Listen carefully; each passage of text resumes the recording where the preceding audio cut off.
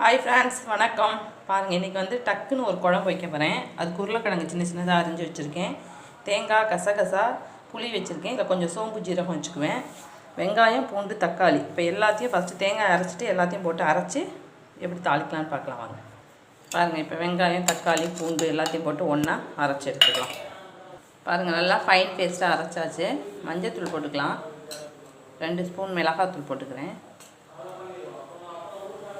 அப்புறம் குழம்புக்கு தேவையான கல்லுப்பு இதில் போட்டுக்கலாம். இதை ஒரு சுற்ற வேண்டாம். தாளிக்கும் போது அப்படியே எடுத்து கொட்டிக்கலாம்.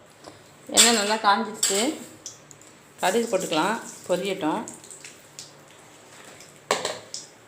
நல்லா பொரிஞ்சிடுச்சு. இப்போ கருவேப்பிலையும் உருளைக்கிழங்கையும் போட்டு நல்லா வதக்கிக்கலாம். உருளைக்கிழங்கு நல்லா வதங்கிடுச்சு. அரைச்சி வச்சிருக்க மசாலாவை தண்ணி தேய்ச்சி கலந்து ஊற்றிக்கலாம். பாருங்கள் ஃப்ரெண்ட்ஸ், குழம்பு கொதிச்சு தயாராகிடுச்சு. தேங்க்யூ.